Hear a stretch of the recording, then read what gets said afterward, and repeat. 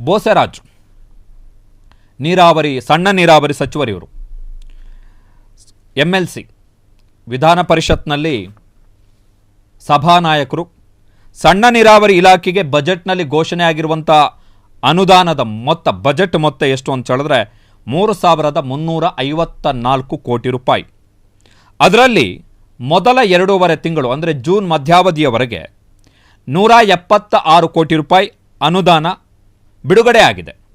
ಆ ಬಿಡುಗಡೆಯಾದಂಥ ಅನುದಾನದಲ್ಲಿ ಇವರು ಕೂಡ ಬಳಕೆ ಮಾಡಿರುವಂಥದ್ದು ಕೇವಲ 38.21 ಕೋಟಿ ರೂಪಾಯಿ. ಕೇವಲ 38.21 ಕೋಟಿ ರೂಪಾಯಿ ಬಳಕೆ ಆಗದೆ ಉಳ್ಕೊಂಡಿರುವಂಥದ್ದು 138 ಕೋಟಿ ರೂಪಾಯಿ. 2.5 ತಿಂಗಳಲ್ಲೇ 176 ಕೋಟಿ ರೂಪಾಯಿ ಬಿಡುಗಡೆ ಆಗಿದೆ. ಸಣ್ಣ ನೀರಾವರಿ ವೆರಿ ಇಂಪಾರ್ಟೆಂಟ್ ಖಾತೆ, ಅದು ರಾಜ್ಯದ ರೈತರ ಜೀವನಾಡಿಗೆ ವೆರಿ ಇಂಪಾರ್ಟೆಂಟ್ ಖಾತೆ. ಸಾಕಷ್ಟು ಕೆಲಸ ಇದೆ ಅದರಲ್ಲಿ. ಸಣ್ಣ ಕ್ರಾಂತಿ ಮಾಡಬಹುದಾದಂಥ ಇಲಾಖೆ ಇದು. ಇನ್ನೊಂದು ಪ್ರಮುಖ ಇಲಾಖೆ ಸಣ್ಣ ನೀರಾವರಿ ಇಲಾಖೆ.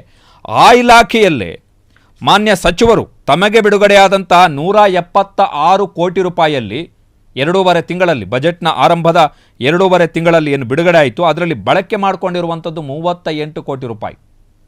ಅಲ್ಲಿ ಶಾಸಕರು ನೋಡಿದ್ರೆ ನಮಗೆ ನಮ್ಮ ಕ್ಷೇತ್ರಗಳಿಗೆ ಫಂಡ್ ಸಿಗ್ತಾ ಇಲ್ಲ ಅಂಥೇಳಿ ಬಾಯಿ ಬಡ್ಕೋತಾ ಇದ್ದಾರೆ. ಎಲ್ಲಿ ಸಿಗುತ್ತೆ? ಕಾರಣ ಈ ಅನುದಾನಗಳು ಏನು ಬಿಡುಗಡೆ ಆಗಿದ್ದಾವೆ ಅದು ಆಯಾಯ ಪ್ರತಿ ಕ್ಷೇತ್ರಕ್ಕೂ ಹಂಚಿಕೆ ಆಗುತ್ತೆ. ಪ್ರತಿ ಕ್ಷೇತ್ರ ಅಂದರೆ ಎಲ್ಲ 224 ಕ್ಷೇತ್ರ ಅಂತಲ್ಲ. ಎಲ್ಲಿ ಯೋಜನೆಗಳನ್ನು ಗುರುತಿಸಲಾಗಿದೆ ಆ ಕ್ಷೇತ್ರಗಳಿಗೆ ಅನುದಾನ ಬಿಡುಗಡೆ ಆಗಬೇಕು, ಅಲ್ಲಿ ಬಳಕೆ ಆಗಬೇಕು. ಆವಾಗ ಶಾಸಕರ ಕ್ಷೇತ್ರಗಳಿಗೂ ಅನುದಾನ ಹೋದಂಗಾಗುತ್ತೆ. ಇವರು ತಮ್ಮ ಇಲಾಖೆಗೆ ಬಂದಿರತಕ್ಕಂಥ ಅನುದಾನವನ್ನೇ ಬಳಸ್ಕೊಳ್ಳಿಲ್ಲ ಅಂದರೆ ಶಾಸಕರು ಅವರ ಕ್ಷೇತ್ರದಲ್ಲಿ ಏನು ಕೆಲಸ ಮಾಡಿಸ್ತಾರೆ?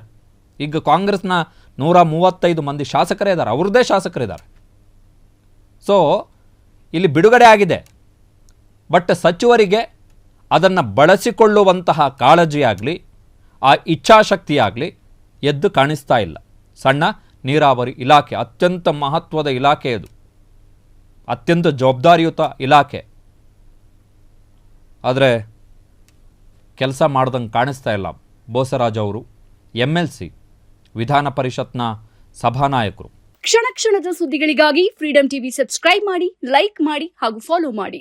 ಹೊಸ ಸುದ್ದಿಗಳ ನೋಟಿಫಿಕೇಶನ್ಗಾಗಿ ಬೆಲ್ ಐಕಾನ್ ಮೇಲೆ ಕ್ಲಿಕ್ ಮಾಡಿ.